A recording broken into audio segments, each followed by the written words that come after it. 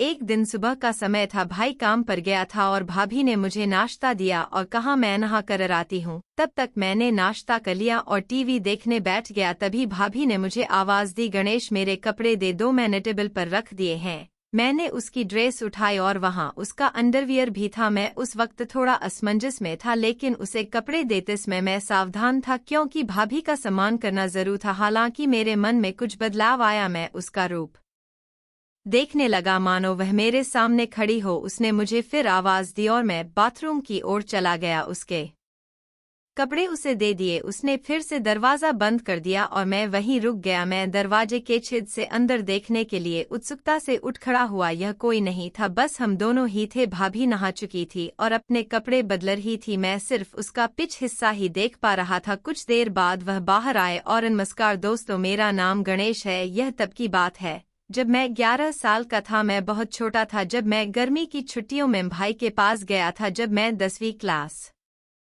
में था तो मेरी भाभी थोड़ी मोटी थी, लेकिन वह बहुत गोरी लग रही थी। वह हर वक्त छोटे कपड़े पहनती रहती थी। पूरे दिन घर पर सिर्फ मैं और भाभी ही होते थे क्योंकि भाई काम पर जाता था। मैं और भाभी बचपन से ही बहुत फ्री रहते थे। वे मेरे बारे में सब कुछ जानती थी तो वह मुझे अपने पास पकड़ लेती और गले लगा लेती। हम हर दिन ऐसा करते थे, लेकिन अब मैं बड़ा हो गया था और मुझे उसकी बाहों में बहुत अच्छा महसूस होता था। जब वह मुझे गले लगाती थी तो मेरा साथ ही बड़ा हो जाता था। फिर मैंने तुरंत उसे गले लगा लिया और मजे लेने लगा। मैं एक दिवस उत्सव के लिए उनके पास गया था। कुछ दिन बीत गए। एक दिन सुबह हो गई, भाई काम पर गए थे और भाभी ने मुझे नाश्ता दिया और कहा मैं नहाकर आती हूँ। तब तक मैंने नाश्ता कर लिया और टीवी देखने बैठ गया। तभी भाभी ने मुझे आवाज दी, गणेश मेरे कपड़े दे दो, मैंने टेबल पर रख दिए हैं।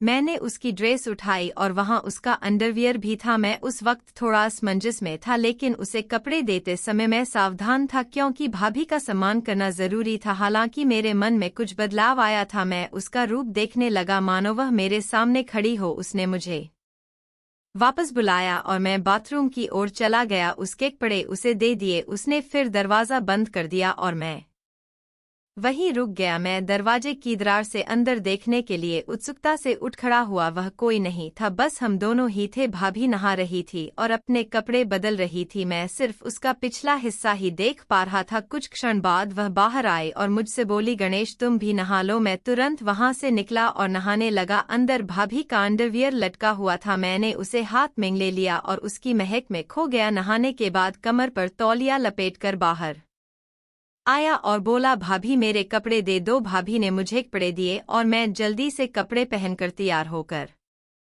रसोई में चला गया। भाई काम पर जा रहे थे। भाभी रसोई में दोपहर का खाना बना रही थी। जब मैं वहां पहुंचा तो उसने मुझे गले लगा लिया। उस वक्त मैं उसके करीब रहकर खुश था। मेरे मन में कहीं ना कहीं ऐसा होने लगा। मैंने उससे पूछा, क्या मैं कोई मदद कर सकता हूं? उसने उत्तर दिया, नहीं, तुम यही चुपचाप बैठे रहो। फिर वह बातें करती, हंसती, खेलती, खाना बनाती। दोपहर के भोजन के बाद हम बिस्तर पर चले गए। भाभी चादर ओढ़कर सो गई और बोली, गणेश तुम भी मेरे साथ सो जाओ, मैं आज बहुत थक गई हूँ। उसकी आवाज में कुछ खास था और उस पल कई सवाल खड़े हो गए। वह बोली, बदन भी बहुत दर्द कर रहा है। मैंने तुरंत भाभी से पूछा, क्या मैं आपके शरीर को दबा सकता हूँ अगर आपको कोई दिक्कत नहीं है? तो उसने नहीं कहा। मैंने फिर पूछा। मैं उसके पीछे पड़ा और बोला, भाभी बोलो दर्द हो रहा है तो दबा दो। उसने कहा, ठीक है। मैं धीरे धीरे उसके पैर दबाने लगा। उसके घुटनों तक पहुंच मैं रुका और अब उसकी वह चीज दिख रही थी। मैंने उससे पूछा, भाभी ऊपर भी दबाना है क्या? तो वह बोली, हाँ दबाओ, मुझे आराम मिलेगा। धीरे धीरे मैंने उसके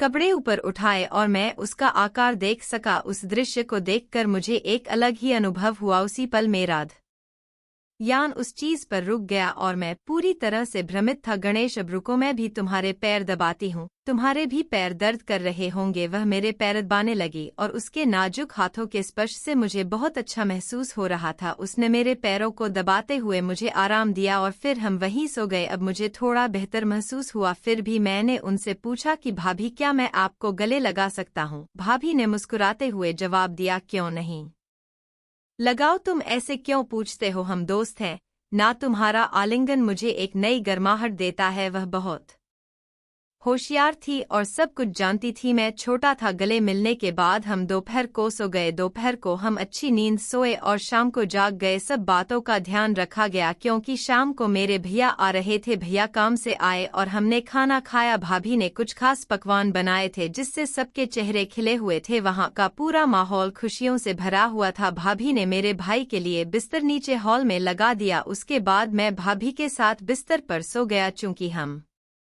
दोपहर में अच्छी नींद लेते थे इसलिए हमें रात में नींद नहीं आती थी। रात के 2 बजे थे फिर भी मुझे नींद नहीं आ रही थी। भाभी एक करवट से दूसरे करवट पर सो रही थी लेकिन उसे भी नींद नहीं आ रही थी। कमरे में एक छोटा सा लाल बल्ब जल रहा था और बाकी कमरा अंधेरे में डूबा हुआ था। उस शांत वातावरण में हमारे मन में विचारों की लहरें दौड़ रही थी। एक दूसरे के करीब होने के कारण उस पल का रहस्य हमारे दिमाग में घूम रहा था। मैया और भाभी अंधेरे में जाग रहे थे। उसने मुझसे कहा, शांत रहो गणेश, शोर मत करो। सुबह के 3:00 बजे है। और फिर वह सो गई। सुबह हम देर से उठे। भैया उसे जगाने आए और बोले, जल्दी उठो, मैं काम पर जा रहा हूँ। हम उसकी आवाज़ सुनकर जाग गए और कुछ ही देर में नहाकर तरोताजा हो गए। भाभी ने मेरे लिए कुछ खास व्यंजन बनाए थे ताकि हमारे दिन की शुरुआत अच्छी हो। मेरे पसंदीदा भोजन की महक ने रसोई में एक विशेष माहौल बना दिया और वह मुस्कुराकर मुझसे बोली, चलो अब नाश्ता कर लेते हैं। उसने मुझे चाय और नाश्ता दिया और फिर नहाने चली गई। नाश्ता करते समय मुझे रात की घटनाएं याद आ रही थी और सोचा कि क्यों ना दोपहर को भाभी से इस बारे में बात की जाए। भी भाभी ने मुझे अपने कपड़े देने के लिए बुलाया। मैं उसके पास कपड़े ले गया और हमारे YouTube चैनल पर आपका स्वागत है। दोस्तों, आज मैं आपके लिए एक ऐसी प्यारी, रोमांटिक और दिल को छूने वाली कहानी लेकर आई हूँ जो आपके चेहरे पर मुस्कान और दिल में गर्माहट लाएगी। तो चलिए मेरी कहानी शुरू करते हैं। मैं माही, अल्मोड़ा, उत्तराखंड की शांत और खूबसूरत वादियों में रहने वाली 22 साल की लड़की। यहाँ की कोसी नदी की लहरें, बर्फ से ढकी हिमालय की चोटियाँ और ठंडी हवाएं मेरे दिल को हमेशा सुकून देती थीं। मैं एक छोटे से लाइब्रेरी कम बुक शॉप में काम करती थी जहाँ मैं किताबें सजाती, पर्यटकों को स्थानीय कहानियाँ सुनाती और बच्चों के लिए कहानी सत्र आयोजित करती। मेरा सपना था कि मैं एक दिन अपनी खुद की बच्चों की किताब लिखूं जो अल्मोड़ा की जादुई कहानियों को दुनिया तक पहुँचाए। मेरी जिंदगी सादी थी। सुबह किताबें सजाना, दोपहर में अपनी डायरी में कहानियां लिखना और रात को कोसी नदी के किनारे सितारों को देखते हुए अपने सपनों को बुनना। मेरे दिल में एक ख्वाहिश थी जो मैं किसी से कह नहीं पाती थी, एक ऐसा प्यार जो मेरी जिंदगी को एक परियों की कहानी की तरह रंग दे। मुझे नहीं पता था कि ये ख्वाहिश मुझे एक ऐसी प्यारी कहानी की ओर ले जाएगी जो मेरे दिल को हमेशा के लिए बदल देगी। एक ठंडी दोपहर मेरे बुकशॉप में एक नया मेहमान आया, आदित्य, 25 साल का एक युवक जिसकी गहरी काली आंखों में एक अनोखी मासूमियत थी। वह दिल्ली से अल्मोड़ा आया था, शायद शहर की भीड़ से दूर कुछ शांति की तलाश में। उसकी मुस्कान में एक गर्माहट थी जो मेरे दिल को तुरंत छू गई। वह मेरे काउंटर पर आया, एक पुरानी किताब मांगी और बोला, माही, क्या तुम्हें ऐसी किताबें पसंद हैं जो पुराने ज़माने की कहानियां कहती हों? मैंने मुस्कुराकर कहा, हाँ आदित्य, हर किताब में एक दुनिया छुपी होती है। और तुम यहाँ क्या ढूंढ रहे हो? उसने हल्की सी मुस्कान के साथ कहा, शायद एक ऐसी कहानी जो मेरे दिल को छू ले। उसकी बातों में एक सादगी थी जो मुझे बार बार उसकी ओर खींचती। लेकिन मैंने नोटिस किया कि वह हमेशा अपने पास एक छोटा सा कागज का लिफाफा रखता, जिसे वह बार बार देखता, जैसे उसमें उसका कोई खास ख्वाब छुपा हो। हमारी बातें धीरे धीरे बढ़ने लगीं। आदित्य मुझे अपनी लिखी कविताएं सुनाता, जो उसने अल्मोड़ा की वादियों से प्रेरित होकर लिखी थीं। मैं उसे अपनी बच्चों की कहानियों के बारे में बताती और अपनी डायरी में लिखे ड्राफ्ट्स पढ़कर सुनाती। हम अक्सर कोसी नदी के किनारे टहलते, जहां नदी की लहरें और सितारे हमारी बातों के गवाह बनते। एक शाम जब हम एक पुराने मंदिर के पास बैठे थे, आसमान में बादल छाए थे और हल्की हल्की बारिश शुरू हो गई। आदित्य ने मेरी ओर देखा और कहा, माही, तुम्हारी मुस्कान इस नदी से भी ज्यादा शांत और खूबसूरत है। मेरे गाल शर्म से लाल हो गए। मैंने हंसते हुए कहा, और तुम्हारी कविताएं, आदित्य, इन सितारों से भी ज्यादा चमकती हैं। उसने मेरी आंखों में देखा और एक पल के लिए मुझे लगा जैसे मेरे दिल ने उसका कोई राज पढ़ लिया। लेकिन तभी उसका फोन बजा और वह जल्दी से उठकर एक तरफ चला गया। मैंने सुना वह किसी से धीमी आवाज में कह रहा था, मुझे वो जगह मिल गई है। आज रात मुझे वहां जाना होगा। मेरा दिल धक से रह गया। आदित्य आखिर क्या छुपा रहा था? कुछ हफ्तों बाद अल्मोड़ा में एक साहित्यिक और कला मेले का आयोजन होने वाला था। मैंने अपनी एक छोटी सी बच्चों की कहानी वहां पढ़ने का फैसला किया। आदित्य ने मेरी बहुत मदद की। वह मेरी कहानियों को पढ़ता, सुझाव देता और मुझे हौसला देता। उसकी हर बात मेरे मन में एक नई उम्मीद जगाती।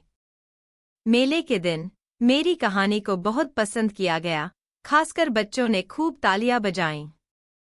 आदित्य वहां था, अपनी कविताएं पढ़ते हुए, और मेरी ओर देखकर मुस्कुरा रहा था। लेकिन उसकी मुस्कान में एक हल्की सी उदासी थी जो मुझे परेशान करती। मेले के बाद जब हम कोसी नदी के किनारे टहल रहे थे, मैंने हिम्मत करके पूछा, आदित्य, तुम मुझसे कुछ छुपा रहे हो, है ना?